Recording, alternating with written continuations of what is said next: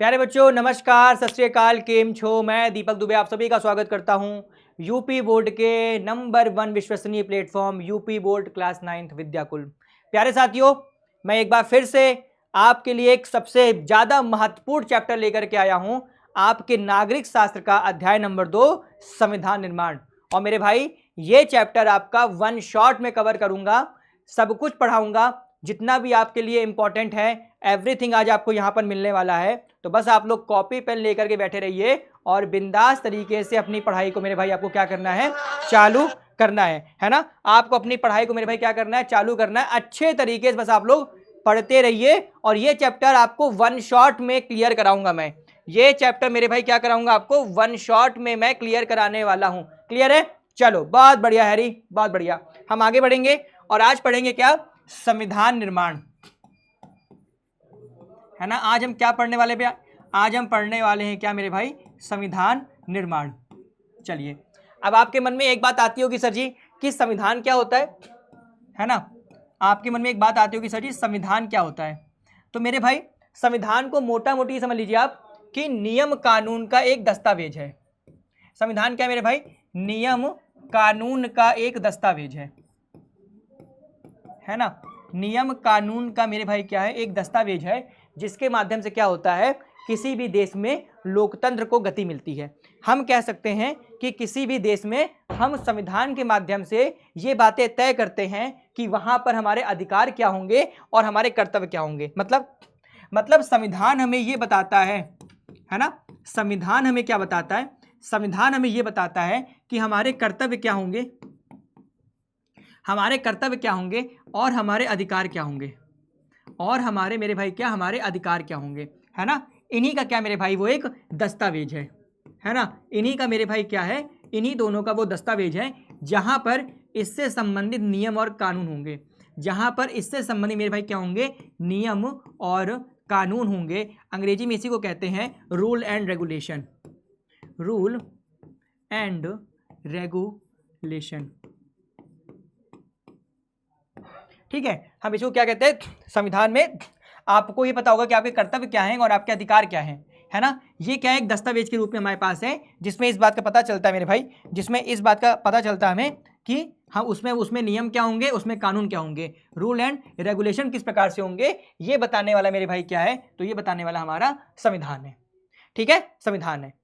Clear हो गया? चलो बहुत बढ़िया हैरी, बहुत बढ़िया। चलिए, तो इसमें हम क्या क्या पढ़ेंगे भाई, हम इसमें दक्षिण अफ्रीका के बारे में पढ़ेंगे। एक एग्जाम्पल दिया गया है कि किस प्रकार से दक्षिण अफ्रीका में संविधान निर्माण होता है, कैसे वो पहले यूरोप का एक उपनिवेश था जहां पर अंग्रेजों ने बड़े वहां पर शोषण किया, जातिया किया, फिर वो लोग वहां से निकलते हैं और अपने संविधान का निर्माण करते हैं, है ना। हमें संविधान की आवश्यकता क्या होती है, हम ये पढ़ेंगे, है ना। संविधान का निर्माण कैसे हुआ, भारतीय संविधान का निर्माण कैसे हुआ, संविधान सभा क्या थी जिसने संविधान को बनाया, और अंत में इसके जो बुनियादी मूल्य हैं इस पर हम लोग क्या करेंगे मेरे भाई, तो हम लोग इस पर चर्चा करेंगे। क्लियर है? हम लोग मेरे भाई क्या करेंगे, इस पर हम लोग बहुत ही अच्छे तरीके से चर्चा करने वाले हैं। तो एक बार सारे प्यारे बच्चे एक एक चीजों को मेरे भाई, आपको एक एक पॉइंट को आपको नोट करना है, बिल्कुल अच्छे तरीके से आपको एक एक पॉइंट नोट करना है। आप उसमें किसी प्रकार की कोताही नहीं बरतेंगे, आप उसमें किसी प्रकार की कोताही नहीं बरतेंगे। ठीक है, चलिए, तो हम किसकी बात करें भाई, हम बात करेंगे एग्जाम्पल हमारे पास किसका है, हमारे पास एग्जाम्पल साउथ अफ्रीका का है ना। हमारे पास एग्जाम्पल किसका मेरे भाई, साउथ अफ्रीका का है। और ये आपका क्या है मेरे भाई, ये आपका साउथ अफ्रीका है, ये आपका क्या है, साउथ अफ्रीका है, वो है ना। ये क्या भाई, ये आपका साउथ अफ्रीका है, ये आपका मेरे भाई क्या है, साउथ अफ्रीका है। ठीक है, तो साउथ अफ्रीका के बारे में हमें क्या करना है मेरे भाई, चर्चा करना है। साउथ अफ्रीका देख लीजिए, अफ्रीकन कॉन्टिनेंट की एक कंट्री है, अफ्रीकन कॉन्टिनेंट की सबसे सदर्न मोस्ट कंट्री है। Point to be noted, Africa महाद्वीप है, दुनिया का दूसरा सबसे बड़ा महाद्वीप, उसका सदर्न मोस्ट एक देश है साउथ अफ्रीका, जहां पर हम लोग इसका एग्जाम्पल तय करेंगे। ठीक है, चलिए बढ़े आगे।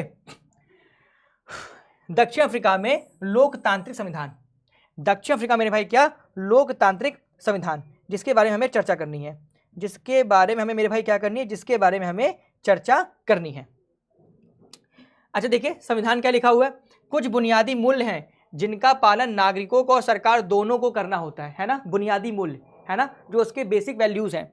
ऐसे सभी नियमों का सम्मिलित रूप क्या कहलाता है? संविधान कहलाता है। मैंने बोला ना कि जहां पर भी आपके अधिकारों की बात होगी, आपके कर्तव्यों की बात होगी, वो जिस भी दस्तावेज में होगा वही आपका संविधान कहलाएगा। देश का सर्वोच्च कानून होने के नाते संविधान नागरिकों के अधिकारों की, सरकार की शक्ति की और उनके काम काज के तौर तरीकों का मेरे भाई क्या करता है? निर्धारण करता है। किस प्रकार से गवर्नमेंट काम करेगी, किस प्रकार से नागरिकों के अधिकारों की बात होगी, है ना, ये सारी व्यवस्थाएं क्या होती है मेरे भाई? संविधान में एज इट इज लिखी होती हैं। ठीक है। अच्छा, अब भाई क्या है, दक्षिण अफ्रीका में किस प्रकार से संविधान निर्माण की चर्चा हुई? दक्षिण अफ्रीका में किस प्रकार से संविधान निर्माण की चर्चा हुई, इस पर हम लोग थोड़ी सी बात करेंगे। ठीक है, बहुत बढ़िया हैरी, बहुत बढ़िया। आइए थोड़ा चर्चा करते हैं। हमारे पास मेरे भाई क्या एग्जाम्पल दिया हुआ? हम संविधान निर्माण की बात कर रहे हैं। हम मेरे प्यारे दोस्तों संविधान की बात कर रहे हैं। किसकी बात कर रहे हैं मेरे भाई? तो हम लोग संविधान की बात कर रहे हैं। अब इसमें हमारे पास एक एग्जाम्पल है। किसका एग्जाम्पल है? तो साउथ अफ्रीका का हमारे पास एग्जाम्पल है ना। हमारे पास एग्जाम्पल मेरे भाई किसका है? साउथ अफ्रीका का है। मैंने अभी आपको बताया कि साउथ अफ्रीका क्या है?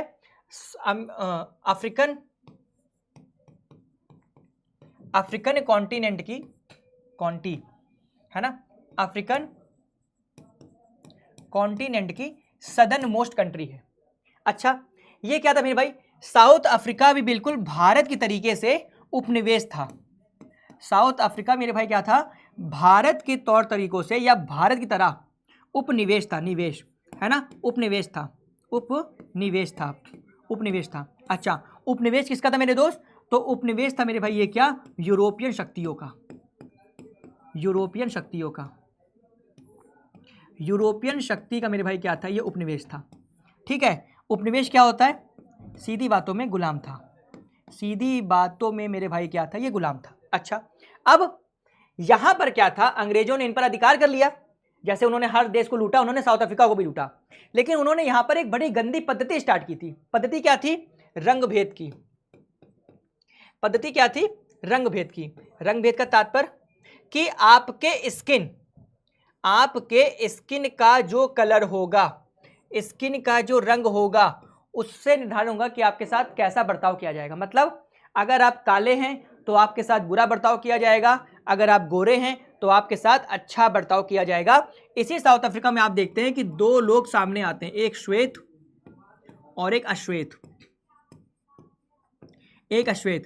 ये जो विभाजन है, ये जो डिस्क्रिमिनेशन है, ये जो रंगभेद है, ये सबसे पहले मेरे भाई क्या था? साउथ अफ्रीका में ही लागू हुआ था। और साउथ अफ्रीका में क्या था? रंगभेद की नीति थी, जिसके माध्यम से जो अंग्रेज थे वो जो साउथ अफ्रीका के लोकल लोग थे उनके साथ बहुत ही बुरा बर्ताव करते थे, उनका शोषण किया करते थे, उनकी अवहेलना किया करते थे, उनको इग्नोर किया करते थे और उनको जलील किया करते थे, बेइज्जत किया करते थे, है ना। तो ये वहां की मेरे भाई क्या थी?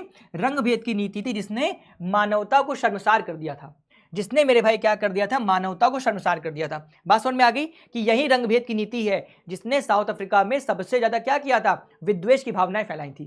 क्लियर है? चलिए, अच्छा, अब आपको ये बात पता है, अब आपको ये बात बहुत अच्छे से पता होगी कि जो यूरोप के लोग हैं मेरे भाई, जो यूरोप के लोग हैं, है ना, ये मेरे भाई कैसे? ये लोग गौर वर्ण के होते हैं। ये मेरे भाई क्या है? ये अमूमन तुमको गौर वर्ण के दिखेंगे, जो वहां के पर्टिकुलर नागरिक हैं। और जो मेरे भाई अफ्रीकन लोग हैं, ये आपको श्याम वर्ण के दिखते हैं। ये आपको मेरे भाई श्याम वर्ण के दिखते हैं। मतलब ये तुम्हारे फेयर कलर वाले गोरे हो जाएंगे और ये मेरे भाई तुम्हारे क्या हो जाएंगे? ये तुम्हारे हो जाएंगे काले। ठीक है, लेकिन इतने बड़े ये बुद्धि के बैल थे जो यूरोप के लोग थे। गोरे थे तो अपने आप को समझते थे कि अहम ब्रह्मास्मि, मैं ही ब्रह्मा हूं। लेकिन व्यक्ति का गोरा होना, व्यक्ति का काला होना, उसके शरीर की बनावट हमेशा डिपेंड किस पे करती है? उस स्थान की भौगोलिक अवस्थिति पर, जियोग्राफिकल कंडीशन पर। यूरोप चूंकि आर्कटिक के पास में है, नॉर्थ पोल के पास में है, तो वहां पर एवरेज टेम्परेचर कितना होगा? 20 डिग्री। तो वहां के लोगों का गोरा होना स्वाभाविक है, वहां के लोगों का फेयर कलर में आना स्वाभाविक है। अफ्रीका आपको पता है कि भूमध्य रेखा के पास में है, इक्वेटर के पास में है, यहां का एवरेज टेम्परेचर ही 40-42 के आसपास रहता है। तो यहां के लोग का कालन स्वाभाविक है। सूरज की रोशनी 24 घंटे यहां पर रहती है, साल के 365 दिन यहां पर रहती है। तो नॉर्मल सी बात है कि यहां के लोग काले होंगे। और वहां पर चूंकि सूरज की रोशनी तिरछी पड़ती है तो वहाँ पर ज़्यादा गर्मी नहीं पड़ती, वहाँ के लोग नॉर्मल से गोरे हो जाएंगे। ये डिपेंड करता है कि वहाँ की जियोग्राफिकल कंडीशन क्या है, व्यक्ति गोरा होगा या काला होगा, डिपेंड करेगा कि वहाँ की भौगोलिक अवस्थिति कैसी है। अभी यही यूरोप को तुम लाके पटक दो भूमध्य रेखा के पास में, ये लोग हो जाएंगे तवे जैसे, भयंकर काले हो जाएंगे ये लोग, है ना। तो ये इनकी स्थिति थी। अब अगर ये हमसे पढ़ लिए होते, अगर ये मुझसे पढ़ लिए होते एनसीईआरटी, तो इनको मैं क्लियर कर देता। इनका थोड़ा कॉन्सेप्ट हिला हुआ था, तो जब इनका कॉन्सेप्ट हिला था तो ये अपने को क्या समझते थे, ब्रह्मा समझते थे, और ब्रह्मा समझते थे तो काम खराब कर दिया। ठीक है, चलिए अब देखिए क्या लिखा है। रंग भेद नस्ली भेदभाव पर आधारित उस व्यवस्था का नाम है जो दक्षिण अफ्रीका में विशिष्ट तौर पर अपनाई गई थी। दक्षिण अफ्रीका की यह व्यवस्था पूरे यूरोप में गोरे लोगों ने जबरदस्ती वहां पर ला दी थी। रंग भेद की राजनीति ने लोगों को उनकी चमड़ी के आधार पर बांट दिया था, है ना। गोरे शासक गोरों के अलावा शेष सबको छोटा और नीचा मानते थे, उनकी अवहेलना किया करते थे जो लोग उनके कलर के नहीं थे, जिनका कलर थोड़ा सांवला था। रंग भेद की शासकीय नीति अश्वेतों के लिए दमनकारी थी। भाई इनके साथ बड़ा शोषण किया जाता था। ये सार्वजनिक स्थलों में नहीं जा सकते थे, है ना, अपने पूजा घर पे नहीं जा सकते थे, लाइब्रेरी में नहीं जा सकते थे, ट्रेन में ट्रैवल नहीं कर सकते थे, है ना। ये मेरे भाई किसी पब्लिक जो सरकारी व्यवस्थाएं होती वहां नहीं जा सकते थे। बड़े बड़े शहरों में इनका घर नहीं हो सकता था, शहर के बाहर इनको बस्ती बनाई गई थी। तो इनके साथ काफी जाति हुआ करती थी ना, इनका हमेशा दमन होता था,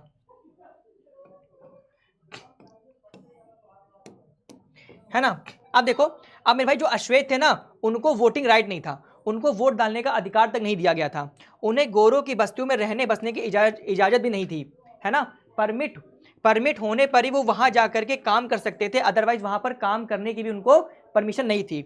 रेलगाड़ी हो, चाहे बस हो, होटल्स हो, है ना, हॉस्पिटल्स हो, है ना, स्कूल हो, कॉलेज हो, लाइब्रेरीज हो, सिनेमा घर हो, कहीं पर भी मेरे भाई जो काले लोग थे वो नहीं आ सकते थे जब तक वहां पर गोरे हैं, है ना। उनको एकदम से उन्होंने क्या कर दिया था, अलग थलग कर दिया था। उनको मेरे भाई उन्होंने, जो गोरे लोग थे उन्होंने अलग थलग कर दिया था, है ना। इनको वोट डालने का अधिकार नहीं था। और यही नीति मेरे भाई क्या कहलाती है, पृथक्करण की नीति कहलाती है। जब आप किसी को उसके रंग के आधार पर, है ना, उसके रंग के आधार पर, उसकी हैसियत के आधार पर अलग करते हैं, तो मेरे भाई ये नीति क्या कहलाती है, आपकी पृथक्करण की नीति कहलाती है ना। एक दमनकारी नीति थी, एक शोषणकारी नीति थी, है ना। अगर हम देखेंगे तो समाज के लिए काला धब्बा था कि आप किसी व्यक्ति की अवहेलना सिर्फ इसलिए कर रहे हैं कि वो आपके कलर का नहीं है। आप व्यक्ति की पहचान उसकी योग्यता से करिए, आप उसके कलर से उसकी पहचान नहीं कर सकते। यही शोषण था, और यही जो शोषण की नीति थी वो उस समय साउथ अफ्रीका में चल रही थी। यही जो मेरे भाई शोषण की नीति थी वो उस समय साउथ अफ्रीका में चल रही थी। ये लोग क्या करते थे, ये अफ्रीकन लोगों को अपने गुलाम बना लेते थे, उनसे काम कराते थे, है ना। उनको इन्होंने मानव के अधिकार तक नहीं दिए थे, ठीक है। ये सारी चीजें उस समय साउथ अफ्रीका में चल रही थी, है ना। काले लोग गोरों के लिए आरक्षित जगह तो क्या, उनके गिरजाघर में भी नहीं जा सकते थे, है ना। उन्हें संगठन बनाने का भी अधिकार नहीं था, और उनके साथ हमेशा से भेदभाव किया जाता था। उनके साथ हमेशा से क्या किया जाता था मेरे भाई, तो भेदभाव किया जाता था, है ना। अब मेरे भाई क्या हुआ, धीरे धीरे समय बदला और इनका विरोध करने के लिए लोगों ने ठान लिया। लोगों ने बोला कि हमें अभी क्या करना चाहिए, अब हमें सरकार का विरोध करना चाहिए, अब हमें सरकार का विरोध करना चाहिए। तो भेदभाव वाली इस शासन प्रणाली के विरोध में एक संगठन बनाया गया जिसका नाम क्या था, अफ्रीकी नेशनल कांग्रेस, अफ्रीकी नेशनल कांग्रेस। और कई लोगों ने क्या किया, कई लोगों ने इस संगठन जुड़े और साउथ अफ्रीका की जो सरकार थी, कितनी सरकार, गोरों की सरकार, जिन्होंने वहां पर रंगभेद जैसी भेदभावनापूर्ण नीति को लगाया था, उनके विरोध में उन्होंने बोलना चालू कर दिया। और ऐसा एक व्यक्ति क्या था जिसका नाम था नेल्सन मंडेला, नेल्सन मंडेला, है ना। इस व्यक्ति ने शुरुआती तौर पर इनका विरोध करने की ठानी, है ना। इस व्यक्ति ने क्या किया, शुरुआती तौर पर विरोध करना प्रारंभ कर दिया, किन्होंने, नेल्सन साहब ने, है ना। तो क्या हुआ, नेल्सन साहब पर देशद्रोह का मुकदमा चलाया गया, नेल्सन साहब पर देशद्रोह का मुकदमा चलाया गया, और इनको क्या किया गया, इनको कारागार में बंदी कर दिया गया। इनको कारागार में उन्होंने क्या कर दिया, इनको कारागार में उन्होंने बंदी बना लिया, है ना। कई वर्षों तक इनको कारागार में रखा गया, है ना। कई वर्षों तक इनको क्या किया गया था, कई वर्षों तक इनको कारागार में रखा गया, जहां पर इनको यातनाएं दी गई, है ना। यहाँ पर इनको क्या दी गई, जहाँ पर इनको यातनाएं दी गई, जहाँ पर इनको मेरे भाई यातनाएं दी गई। लेकिन इन्होंने अपनी हट नहीं छोड़ी, और अहिंसा के माध्यम से, किसके माध्यम से, अहिंसा के माध्यम से इन्होंने क्या किया, अपने आंदोलन को चालू रखा। अहिंसा के माध्यम से इन्होंने क्या किया, अपने आंदोलन को अपने आंदोलन को इन्होंने मेरे भाई क्या रखा, चालू रखा। अपने आंदोलन को इन्होंने चालू रखा। और ये किसके खिलाफ थे मेरे भाई, ये रंगभेदी सरकार के खिलाफ थे। ये मेरे भाई किसके खिलाफ थे, रंगभेदी सरकार के खिलाफ थे, है ना, रंगभेदी सरकार के खिलाफ थे। कौन, आपके नेल्सन मंडेला साहब, है ना। ये मेरे भाई क्या थे, यही मेरे भाई प्रणेता थे, यही इस आंदोलन के मेरे भाई क्या थे, प्रणेता थे, है ना। इन्हीं ने ही क्या किया था, इसको लीड किया था, इन्होंने ही क्या किया था मेरे भाई, इसको लीड किया था, है ना।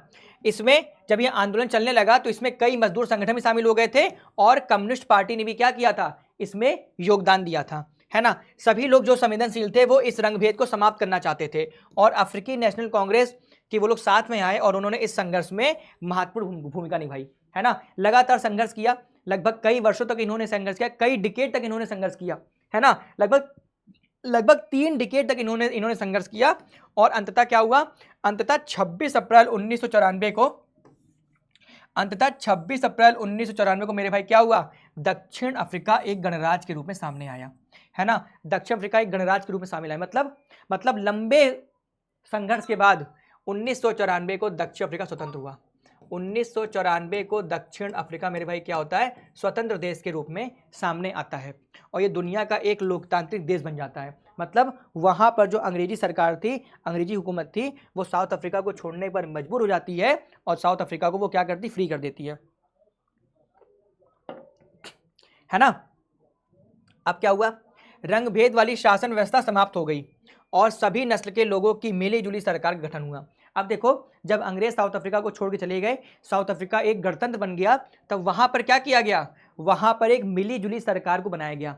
मिली जुली सरकार कैसी, मिली जुली सरकार कैसी कि इसमें रंग के आधार पर कोई भेद नहीं होगा, मतलब सभी रंग के व्यक्ति को इसमें शामिल किया जाएगा, हर वर्ग को, है ना, प्रत्येक वर्ग को इसमें शामिल किया जाएगा, है ना, प्रत्येक वर्ग को इसमें शामिल किया जाएगा, है ना। तो ये वहां की क्या थी मेरी भाई, मिली जुली सरकार थी। ये वहां पर क्या थी मेरे भाई, मिली जुली सरकार थी, है ना, मिली जुली सरकार थी। और इस सरकार का प्रथम राष्ट्रपति कौन बना, इस सरकार का मुखिया कौन बना, इस सरकार का मुखिया कौन बना मेरे भाई, तो आप लोग जानते हैं कौन बना था, वो थे आपके नेल्सन साहब, है ना, नेल्सन मंडेला साहब, है ना। नेल्सन मंडेला साहब इस मिलिट्री सरकार के प्रथम मुखिया बने, अर्थात साउथ अफ्रीका के पहले राष्ट्रपति, अर्थात साउथ अफ्रीका के मेरे भाई क्या बने थे, ये फर्स्ट प्राइम मिनिस्टर, वो प्रेसिडेंट बने थे, है ना। फर्स्ट मेरे भाई क्या बने थे, ये वहाँ के प्रेसिडेंट बने थे, कौन, आपके नेल्सन मंडेला साहब, है ना। 2 वर्षों तक चर्चा की गई और बहस कर उन्होंने जो संविधान बनाया वो संविधान दुनिया में कभी भी नहीं बनाया गया था। अब देखो, अब जब अंग्रेज इनको छोड़ करके गए, जब अंग्रेज इनको छोड़ करके गए, तब इन्होंने क्या बोला, इन्होंने बोला कि हम क्या बनाएंगे, हम मिलिट्री सरकार बनाएंगे। हम क्या बनाएंगे मेरे भाई, तो हम मेरे भाई क्या बनाएंगे, एक मिली जुली सरकार बनाएंगे, हम एक मिली जुली सरकार बनाएंगे, हम एक मिली जुली सरकार बनाएंगे। सरकार कैसी होगी, जहां पर प्रत्येक व्यक्ति को आज़ादी होगी, जहां पर प्रत्येक व्यक्ति को क्या होगी, आज़ादी होगी, उसे अपना काम करने के लिए क्या होगी, स्वतंत्रता होगी, है ना, उसे अपने काम करने के लिए क्या होगी, स्वतंत्रता होगी। उसे क्या होगा, उसे कानून के समक्ष बराबरी दिया जाएगा ना, उसे कानून के समक्ष अधिकार दिया जाएगा, उसे कानून के समक्ष क्या दिया जाएगा मेरे भाई, तो अधिकार दिया जाएगा, तो मेरे भाई क्या दिया जाएगा, अधिकार दिया जाएगा। लेकिन ये सारी बातें साउथ अफ्रीका के लोग चाहते थे कि रिटर्न में हो, साउथ अफ्रीका के लोग चाहते थे कि सारी बातें लिखित हो, है ना, लिखित हो। तो इसके लिए उन्होंने क्या किया, एक रिटर्न कॉन्स्टिट्यूशन का निर्माण किया, है ना, एक रिटर्न कॉन्स्टिट्यूशन का निर्माण किया, जिसे हम कहते हैं कि साउथ अफ्रीका ने क्या किया, 2 साल की लंबी बहस के बाद एक लिखित संविधान बनाया, एक लिखित संविधान बनाया जहां पर ये सारी बातें लिखी गई, जहां पर ये सारी बातें लिखी गई और ये भी कहा गया कि इसमें बदलाव संभव नहीं होगा, इसमें बदलाव संभव नहीं होगा। संभव तब होगा, संभव नहीं होगा, साधारणतः संभव नहीं होगा, पर संभव होगा जब हर व्यक्ति इसके लिए एग्री करेगा, है ना, हर व्यक्ति क्या करेगा, इसके लिए एग्री करेगा, तब इसमें हम क्या करेंगे, सुधार करेंगे, तब इसमें हम क्या करेंगे, सुधार करेंगे। अपने मन से कोई भी याद रखेगा, अपने मन से कोई बदलाव नहीं कर पाएगा। यदि बदलाव करते रहेंगे तो लोगों की आज़ादी छिन जाएगी, लोगों की स्वतंत्रता छिन जाएगी। आप बदलाव कर पाएंगे, लेकिन हर व्यक्ति जब उसमें एग्री करेगा तब कर पाएंगे। तो 2 वर्षों के लंबे अंतराल के बाद, कितने वर्षों के भाई, 2 वर्षों के लंबे अंतराल के बाद आखिरकार क्या हुआ, एक रिटर्न कॉन्स्टिट्यूशन बनाया गया, एक संविधान बनाया गया, है ना, एक संविधान बनाया गया, है ना। दक्षिण अफ्रीका के संविधान की विशेषताएं हैं, क्या विशेषता देखो, इस संविधान में नागरिकों को जितने व्यापक अधिकार दिए हैं उतना शायद दुनिया के किसी संविधान में नहीं है। याद रखिएगा जो साउथ अफ्रीकन कॉन्स्टिट्यूशन है वो इतना ज़्यादा लिबरल है जितना शायद ऑल अदर कंट्रीज के कॉन्स्टिट्यूशन नहीं है। वहाँ पर लोगों को बहुत ज़्यादा अधिकार प्राप्त है ना। उन्होंने ये फैसला किया कि मुश्किल मामलों के समाधान की कोशिशों में किसी को भी अलग नहीं किया जाएगा और ना ही किसी को बुरा या दुष्ट बर्ताव किया जाएगा। हम किसी के साथ कोई गलत व्यवहार नहीं करेंगे। हमारे पिछले सरकार ने, जो ब्रिटिश हुकूमत थी, उन्होंने भले चाहे कितना लोगों को दिक्कत या परेशानी में डाला, लेकिन हम ऐसा कुछ भी नहीं करेंगे, हम ऐसा कुछ भी नहीं करेंगे, हम नॉर्मल बिहेव करेंगे, है ना। इस बात पर सहमति बनी कि पहले जिसने चाहे जो कुछ किया हो, लेकिन अब हम हर समस्या के समाधान में सबकी भागीदारी होगी, सबको अधिकार दिए जाएंगे, सबको समानता मिलेगी, सबको स्वतंत्रता मिलेगी और हर व्यक्ति की क्या होगी, कामों की प्रशंसा होगी। ये मेरे भाई आपके कौन है, नेल्सन मंडेला साहब है,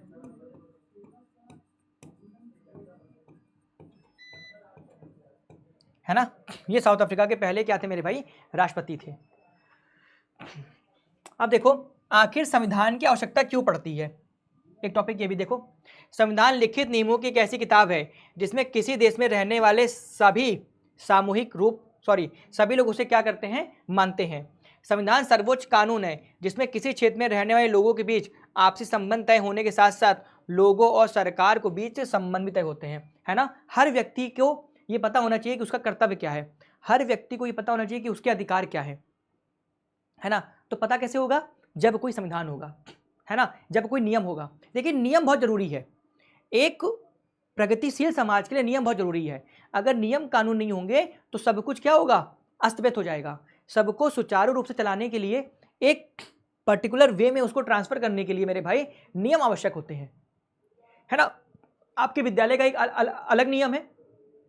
आप लोग स्कूल जाते होंगे तो ऐसा तो नहीं है कोई जीन्स पहन के जा रहा है, कोई प्लाजो पहन के जा रहा है, कोई कैफरी पहन के जा रहा है, नहीं ना। आप एक पर्टिकुलर ड्रेस पहन के जाते होंगे, जूता मोजा ड्रेस के साथ, तो वो नियम है, वो आपके विद्यालय का नियम है। तो नियम जरूरी है। अगर आप किसी डेमोक्रेटिक नेशन में रह रहे हैं तो उसमें रहने के लिए कोई नियम होना चाहिए कि ये आपके अधिकार हैं और ये आपके कर्तव्य हैं, है ना। और ये सब कहाँ लिखा होगा, ये सब मेरे भाई लिखा होगा आपके संविधान में, है ना। कहाँ लिखा होगा मेरे भाई, ये सब लिखा होगा आपके संविधान में। क्लियर हो गया, ठीक है, सब लिखा होगा आपके संविधान में। संविधान क्यों जरूरी है, ताकि ये पता हो कि आपके अधिकार क्या हैं और आपके कर्तव्य क्या है, नियम क्या है ना, कानून क्या है। इन सब की जानकारी किसी दस्तावेज में होती है, वो वही दस्तावेज क्या कहलाता है मेरे भाई, संविधान कहलाता है, ठीक है। अच्छा, अब हमें संविधान की आवश्यकता क्यों, तो देखो ये साथ रह रहे विभिन्न तरह के लोगों के बीच जरूरी भरोसा और सहयोग विकसित करता है। हम सब साथ रह रहे हैं, ये भरोसा कैसे होगा, संविधान देगा ना। कोई किसी के अधिकारों का हनन नहीं करेगा, कैसे भरोसा होगा, संविधान देगा।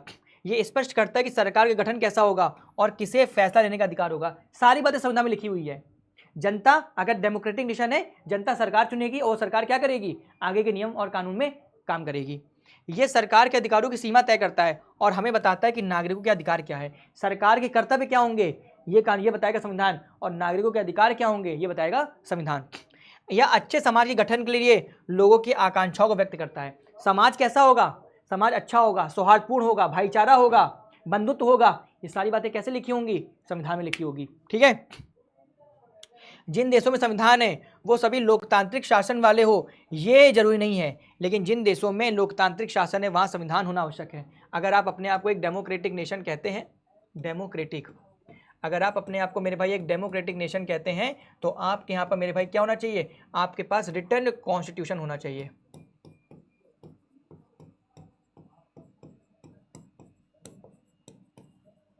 हालांकि कॉन्स्टिट्यूशन मौखिक भी हो सकता है, ऐसा नहीं कि लिखित हो, लेकिन अगर कोई चीज़ें लिखित है ना तो उसका ज़्यादा इम्पैक्ट पड़ता है। अगर कोई चीज़ लिखित ना तो उसका ज़्यादा इम्पैक्ट पड़ता है। हर संस्था के अपने काम डिवाइड हो जाते हैं, सरकार के अपने काम डिवाइड हो जाते हैं, जनता के अपने काम डिवाइड हो जाते हैं, तो जिससे पता होता है कि हमें क्या करना है क्या नहीं करना है। हालांकि मैं ये नहीं कह रहा हूँ कि संविधान वो नहीं है, मौखिक नहीं है, ब्रिटेन का संविधान मौखिक है, लेकिन बाकी की दुनिया में जो संविधान है वो बाकायदा रिटर्न है ना। हिंदुस्तान का सबसे बड़ा रिटर्न कॉन्स्टिट्यूशन है। चलो हम लोग आ भी गए। अब हम लोग आगे कहाँ पर, भारतीय संविधान के पास आ गए। अब हम लोग मेरे भाई कहाँ पर आ गए, हम लोग आ गए भारतीय संविधान के पास आ गए। चलो भारतीय संविधान का निर्माण, अब इस बात को याद रखना मेरे भाई, जो भारतीय संविधान है मेरे भाई वो कोई आज या कल में नहीं बैठ गया, या जब देश स्वतंत्र हुआ तभी संविधान बनाने का आइडिया है, नहीं। संविधान बनाने का आइडिया 1928 में ही आ गया था, जब मोतीलाल नेहरू साहब ने कांग्रेस के अन्य नेताओं के साथ एक संविधान लिखा था। कब? 1928 में, है ना। इसी को कहा जाता है क्या? नेहरू रिपोर्ट, है ना। इसी को क्या कहा जाता है? इसी को कहा जाता है नेहरू रिपोर्ट, कि उन्होंने एक खाका तैयार किया था कि आज़ाद भारत का संविधान कैसा होगा। फिर देखो, फिर 1931 में कराची में भारतीय राष्ट्रीय कांग्रेस का अधिवेशन हुआ और एक रूपरेखा रखी गई कि आज़ाद भारत का संविधान हमें कैसा बनाना है। 1931 कराची अधिवेशन, सरदार वल्लभ भाई की अध्यक्षता में इस बात पर चर्चा हुई कि हम जब आज़ाद होंगे तो हम अपने देश को किस दिशा में लेकर के जाएंगे, संविधान कैसा होगा, उसकी रूपरेखा कैसी होगी। मतलब समझ रहे हो, 28 और 31 इन 2 सालों में भारत के संविधान पर चर्चा हो रही है। सोचो कितने दूरदर्शी रहे होंगे हमारे स्वतंत्रता सेनानी, कि अभी 28-31 का समय है, देश आज़ाद नहीं हुआ है, लेकिन इनको पता था कि हम आज नहीं तो कल स्वतंत्र होंगे। जब स्वतंत्र होंगे तो हम किस भारत की कल्पना करेंगे, उस भारत में अधिकार क्या होगा, स्वतंत्रता कैसे होगी, समाज कैसा होगा। इन सारी व्यवस्थाओं पर चर्चा करने के लिए संविधान निर्माण की बात आगे आई। इन दोनों ही दस्तावेजों में स्वतंत्र भारत के संविधान में सार्वभौमिक वयस्क मताधिकार की बात कही गई, स्वतंत्रता और समानता की बात की गई, और अल्पसंख्यकों के अधिकारों की बात की गई, है ना। सारी बात की गई कि अगर एक व्यक्ति एक पर्टिकुलर एज को पार कर जाएगा तो उसे वोट देने का अधिकार होगा, चाहे वो अमीर हो, गरीब हो, किसी भी जाति का हो, किसी भी लिंग का हो, उसे अधिकार बिल्कुल होगा वोट देने का, है ना। सबको समानता होगी, सबको स्वतंत्रता होगी, किसी के साथ भेदभाव नहीं किया जाएगा। ये सारी चर्चा 1931 में हो चुकी थी, ठीक है। अब देखो संविधान निर्माण की बात आती है। हमारे नेताओं ने इतना आत्मविश्वास आ गया था कि उन्हें बाहर के विचार और अनुभवों को अपनी जरूरत के अनुसार अपनाने में कोई हिचक नहीं हुई। अब क्या हुआ? अब देश जब आज़ाद हुआ तो हमारे नेताओं ने संविधान को आगे बढ़ाने का प्रयास किया। अब देखो, अब आप सबको यही बात पता है, आप सबको यही बात पता है कि भैया 1947, है ना, हम आज़ाद हो गए, हम आज़ाद हो गए ना। लेकिन 1950 में जाके हमारा क्या हुआ मेरे भाई? तो संविधान लागू हुआ। 1950 में मेरे भाई क्या हुआ था? हमारा संविधान लागू हुआ था, पता है ना आपको। लेकिन संविधान बन कब गया था? संविधान मेरे भाई बन गया था 1949 में। संविधान बन कब किया गया था भाई? तो संविधान बन गया था 1949 में, लेकिन इसको लागू किया गया था 50 में। इसको बनने में कितना साल लगा था? तो 2 वर्ष 11 माह और 18 दिन का समय लगा था, है ना, और 18 दिन का समय लगा था। तो संविधान बनना कब से प्रारंभ हो गया? तो आप सबको पता होगा कि एक कैबिनेट मिशन आया था ना, एक 1946 में क्या था मेरे भाई? तो कैबिनेट मिशन आया था, है ना। 1946 में मेरे भाई क्या आया था? तो कैबिनेट मिशन आया था। अब इसके आधार पर इन्होंने क्या किया? अब अपना संविधान बनाइए। तो संविधान सभा का निर्माण किया गया, है ना, संविधान सभा का गठन किया गया, संविधान सभा का गठन किया गया, संविधान सभा का गठन किया गया, है ना। इसमें टोटल 389 मेंबर थे, इसमें टोटल 389 है ना, 389 सदस्य थे। लेकिन जब हमारा देश आज़ाद हुआ तो भारत के टुकड़े हो गए थे, पाकिस्तान अलग हो गया, तो टोटल 299 सदस्य रह गए थे जो कि भारतीय थे। 299 सदस्य रह गए थे मेरे भाई, जो कि क्या थे? जो कि आपके भारतीय थे, है ना। अब देखो मेरे भाई क्या था? अब संविधान सभा की पहली बैठक होती है ना। अब मेरे भाई क्या था? अब देखो यहाँ पर संविधान सभा की पहली बैठक होती है ना। संविधान सभा की मेरे भाई पहली बैठक होती है। पहली बैठक कब हुई थी? तो 9 दिसंबर 1946, है ना। 9 दिसंबर 1946 को संविधान सभा की पहली मीटिंग होती है ना, पहली मीटिंग होती है। और इस मीटिंग में मेरे भाई एक अस्थायी अध्यक्ष थे। इस मीटिंग में मेरे भाई क्या थे? एक अस्थायी अध्यक्ष थे। इस मीटिंग में मेरे दोस्त क्या थे? एक अस्थायी अध्यक्ष थे, है ना, जिनका नाम क्या था? जिनका नाम था डॉक्टर सच्चिदानंद सिन्हा।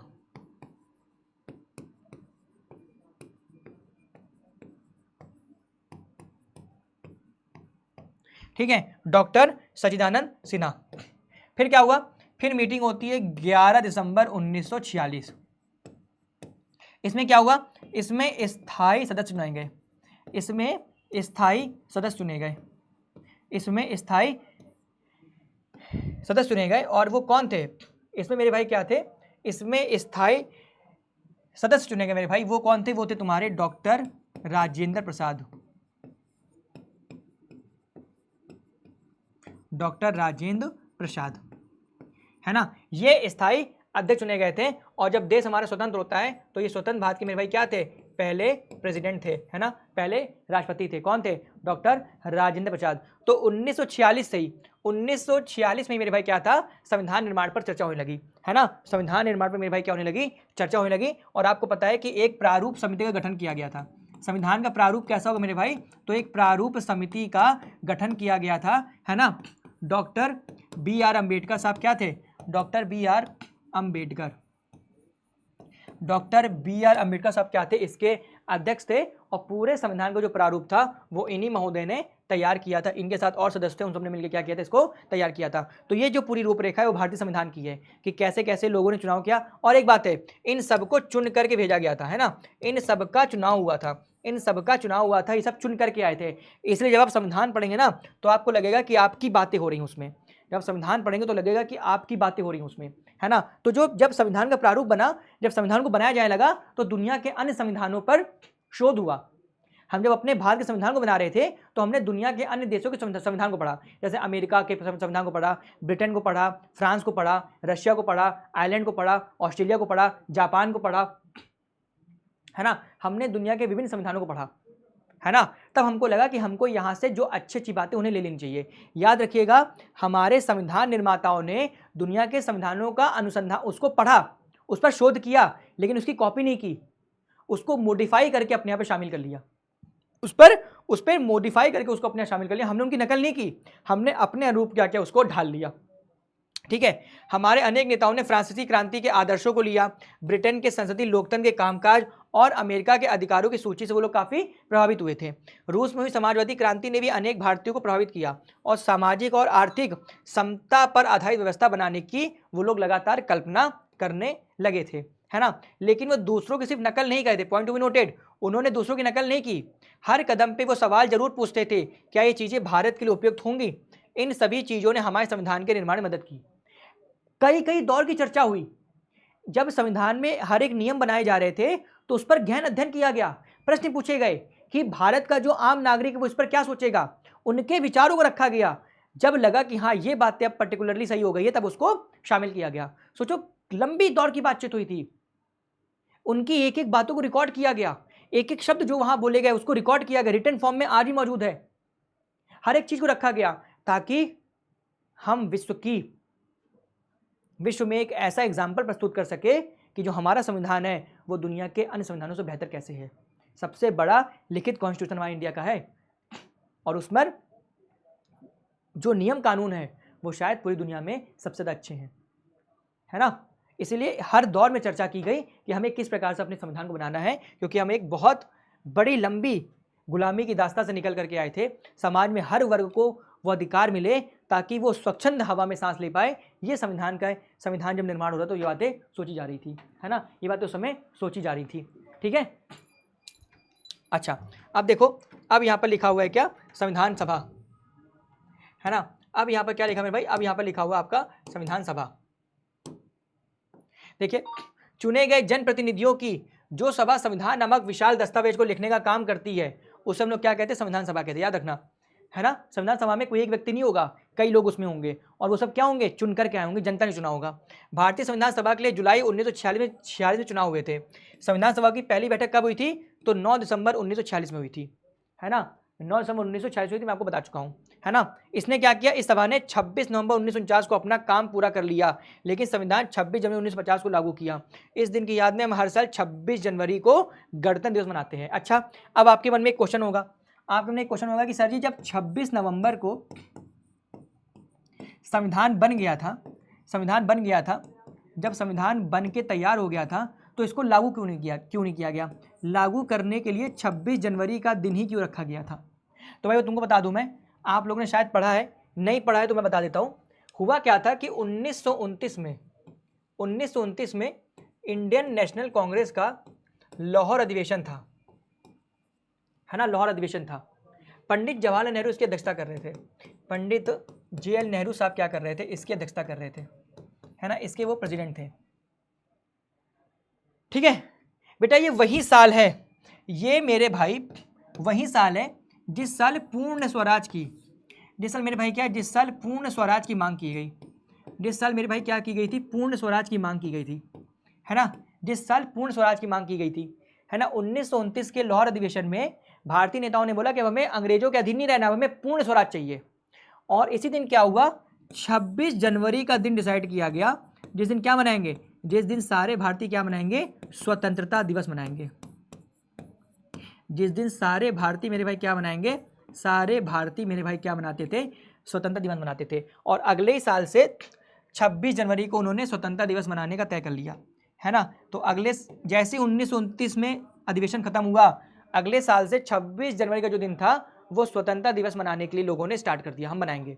लेकिन हुआ क्या, हिंदुस्तान आज़ाद कब हुआ, हिंदुस्तान आज़ाद होता है 15 अगस्त को, है ना, 15 अगस्त को आज़ाद हो गया। अब स्वतंत्रता दिवस कब मनाया जाता, 26 जनवरी को मनाया जाता।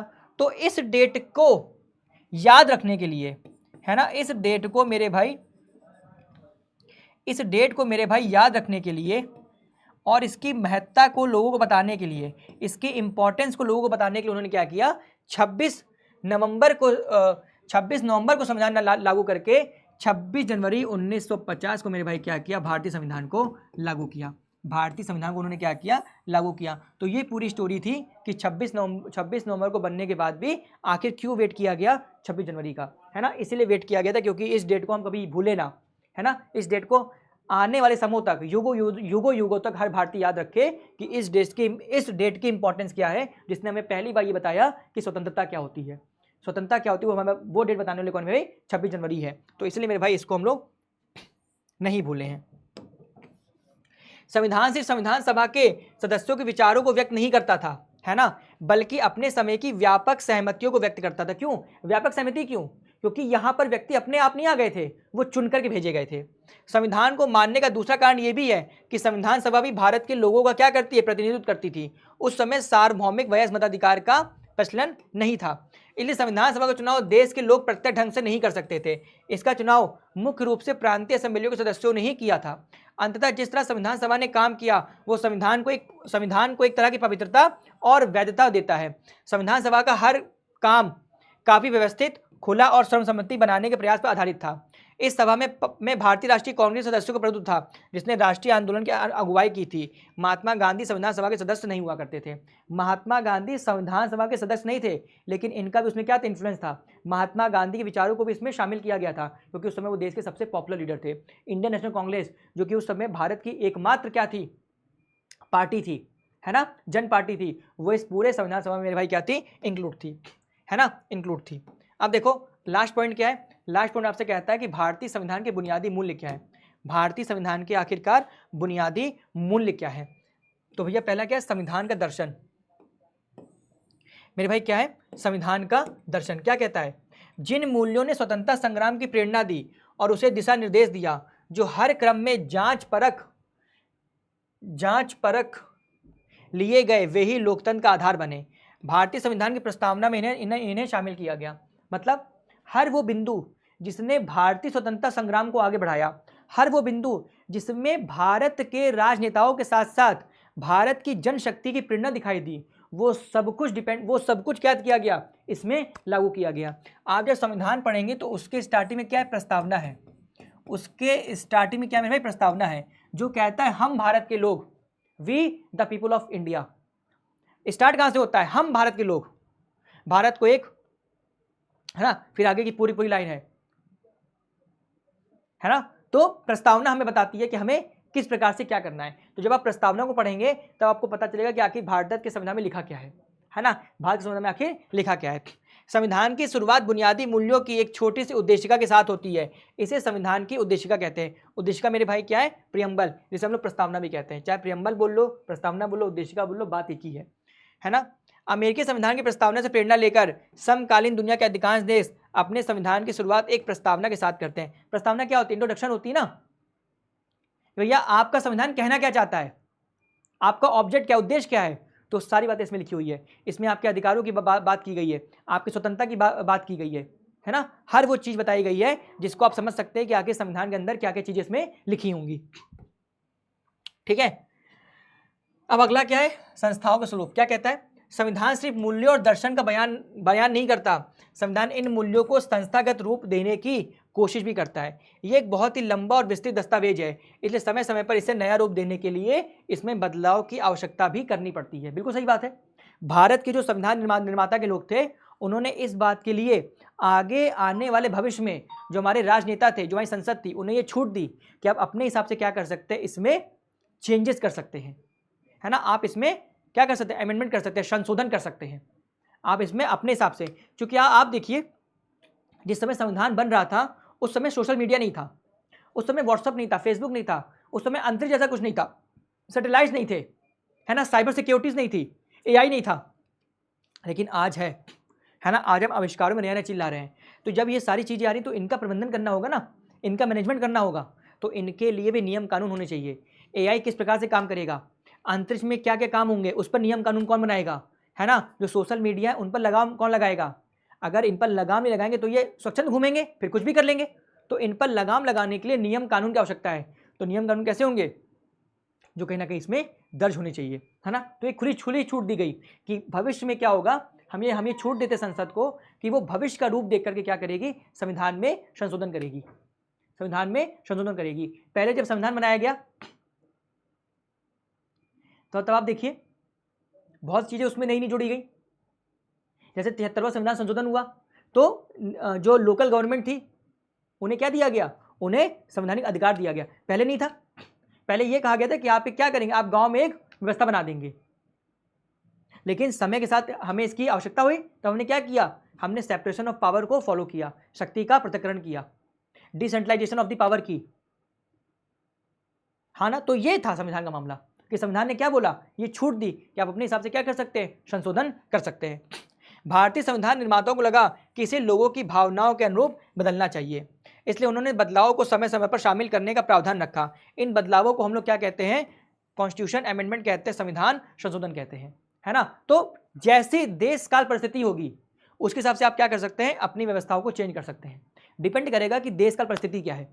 तो भारत के संविधान को दुनिया का सबसे बड़ा लिखित संविधान माना जाता है और संविधान सभा को बनने में काफी टाइम लग गया, संविधान सभा को बनने में काफी टाइम लग गया, जिसमें निर्माती सभा थी, चुन करके आए थे, उन्होंने उस भावनाओं को रखा जिस भावना से लोगों ने उन पर भरोसा किया था। फिर उन्होंने क्या किया, समय समय पर इसमें बदलाव होंगे, ये बात वो जानते थे, तो उन्होंने एक छूट दी कि आप क्या कर सकते हैं, संविधान में संशोधन कर सकते हैं। यदि आपको लगता है कि हमें कुछ परिवर्तन की आवश्यकता है तो आप उसमें परिवर्तन ला सकते हैं, इसमें कोई प्रॉब्लम नहीं होगी, है ना। ये विचार धीमे धीमे आगे बढ़ाया गया, लेकिन आप मूल ढांचे से पृथक नहीं हो सकते, मूल ढांचे से आप पृथक नहीं हो सकते। फिर क्या किया गया, भारतीय संविधान में क्या रखा गया, भारतीय संविधान में एक बात रखी गई कि आखिर संविधान का अभिभावक कौन होगा, आखिर संविधान का अभिभावक कौन होगा। इस बात को मैं आपको यही बता देता हूं, अभिभावक, आखिर गार्जियन कौन होगा हमारे कॉन्स्टिट्यूशन का, यह बात भी उनके मन में थी। क्योंकि बिना गार्जियन के आप जब चाहेंगे तब टाइटल फिक्स कर देंगे। अगर संविधान का कोई संरक्षक नहीं होगा, इसकी कोई संरक्षिका नहीं होगी, तो आप जब भी चाहेंगे अपने हिसाब से इसमें परिवर्तन ला सकते हैं, है ना। जो सरकार होगी वो अपने प्रॉफिट के लिए संविधान में संशोधन कर सकती है। ये बात भी संविधान सभा जब बन रही थी उसमें लोग जानते थे, तो उन्होंने बोला कि हम न्यायपालिका बनाएंगे, हम क्या बनाएंगे, हम न्यायपालिका बनाएंगे। और न्यायपालिका कैसी होगी, न्यायपालिका स्वच्छंद होगी, न्यायपालिका स्वच्छंद होगी, स्वतंत्र होगी, स्वतंत्र और निष्पक्ष न्यायपालिका का निर्माण किया जाएगा, स्वतंत्र और निष्पक्ष न्यायपालिका का निर्माण किया जाएगा, जो क्या होगी, जो मेरे भाई संविधान की अभिभावक होगी, संविधान की संरक्षिका होगी। अगर कभी भी कोई सरकार ऐसा कुछ बनाए जो कि संविधान के खिलाफ है, जो संविधान को भी ओवरकम करता हो, तो न्यायपालिका स्वतंत्र है उसे नन एंड वॉइड डिक्लेयर करने के लिए, उसे अवैध घोषित करने के लिए, उसे अवैध घोषित करने के लिए न्यायपालिका स्वतंत्र है। इसलिए संसद जब भी कोई नियम कानून बनाती है तो ये ध्यान में रख के बनाती है कि उस संविधान को लांघता ना हो, संविधान की सीमाओं को अतिक्रमण ना करता हो, क्योंकि उसको पता है कि न्यायपालिका बैठी हुई है, उसको पता है कि मेरे भाई न्यायपालिका बैठी हुई है। अगर हमने कुछ ऐसा बना दिया जो संविधान के प्रावधानों के अनुरूप नहीं है तो न्यायपालिका तुरंत उसे क्या करेगी, नन एंड वॉइड डिक्लेयर कर देगी, असंवैधानिक करार देगी, अवैध करार देगी, और बेटा वो कानून उसी समय से क्या हो जाएगा, निरस्त हो जाएगा। वो कानून उसी समय से तत्काल प्रभाव से क्या होगा मेरे भाई, वो कानून निरस्त हो जाएगा, है ना। इसीलिए संविधान सभा ने क्या किया था, संविधान के अभिभावक के रूप में, इसकी संरक्षिका के रूप में न्यायपालिका को बनाया। और आपको पता है सुप्रीम कोर्ट क्या है, भारत का सुप्रीम कोर्ट क्या है, संविधान की व्याख्या करने वाला एक संस्थान है, संविधान की व्याख्या करता है ये, और संविधान की संरक्षिका भी है ना। संसद कोई भी कानून बनाने के लिए स्वच्छंद है, संसद कोई भी कानून बनाने के लिए स्वच्छंद है, लेकिन संसद ऐसा कोई कानून नहीं बनाएगी जो संविधान का अतिक्रमण करता हो। अगर ऐसा कुछ उसने बनाया तो क्या करेगी, न्यायपालिका उसे अवैध घोषित कर देगी।